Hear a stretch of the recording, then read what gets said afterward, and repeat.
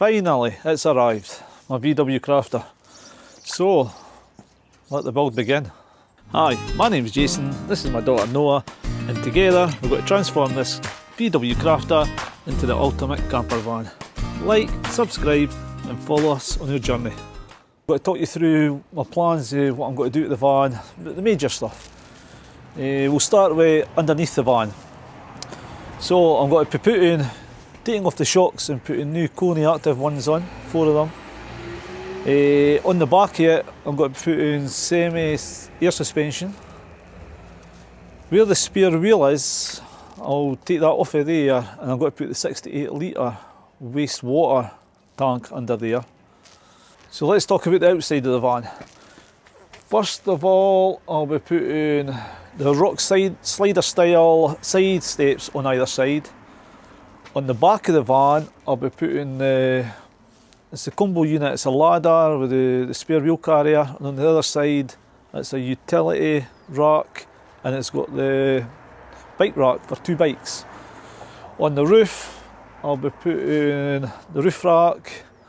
On the front, I'll be putting the maxi fan. On the rear, I want a 12 volt air conditioning unit. Not decided on that one yet, so any comments, leave them below if you've used a good 12 volt one. Solar panels will be going up the top. Wheels, I'm going for the black Rhinos, the Arsenal 17 inch, 5 of them. Window wise, I'll be using the adventurer style double glazing. That'll be a big one at either side at the front and a smaller one at the driver's side at the rear. Inside the van, first of all, I'll be putting the Dodo sound deadening sheets on, and then Dodo thermal lining and thermal fleece. So that'll be the first job. Then the layout of the van, which will be behind the driver's seat, I'll be putting a rib bed 86. Behind the rib bed, I'll be putting my shower with toilet, and behind that I'll be putting double bed but side to side. Coming up the passenger side, behind the double bed, that'll be my 155 litre fridge freezer, and next to that will be my kitchen, which will just be the sink, worktop and induction hob, twin induction hob. I'll be using the 100 litre over the arch water tank, that'll be on the passenger side. Next to that will be the Truma Combo Boiler D4E. I'll be using that. On the opposite side will be my electrical system. So I'm going to try something different this one. I'm going to use the Blue 80 Apex 300 as my power supply. No gas, just full electric. With that I'll be using the D2 charger and I'll be using the D1 hub for my 12 volt. I'll be getting a spare battery to go with the Apex 300. So that'll be the electrical system. For my preheater, I'll be installing the Autotherm Flow, and that's a 5 kilowatt. That'll be going up front. Time to make a start. First job, remove the ply, remove the bulkhead, leave the floor. Let's get started. To start with, we're going to get rid of all the ply lining, this side, that side, off the boxes. We've got to leave the flooring for now until I get all my metalwork all cut on the outside of the van, and then we've got to do the bulkhead. So let's get started.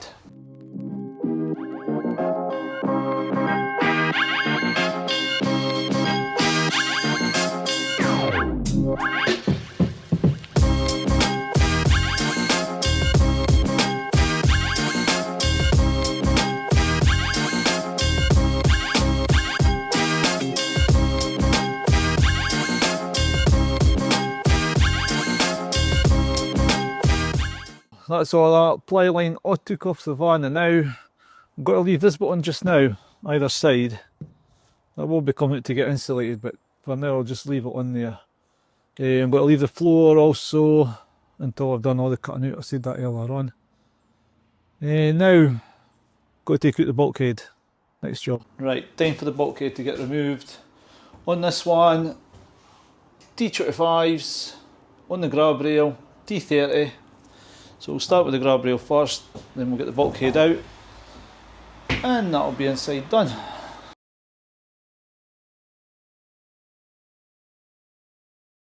That's the bulkhead out, ply off. Next job,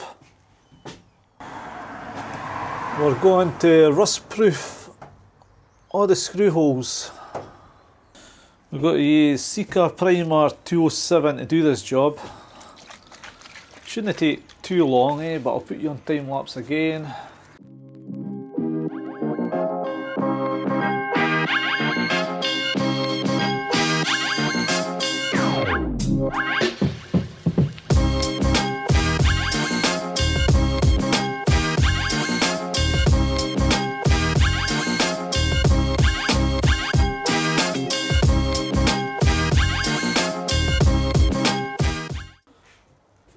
As you can see, that's all the wee holes being covered. Hopefully that'll prevent them rusting. So that's it finished for today. If you've liked the video, like, subscribe, share it, follow us on your journey. Thank you.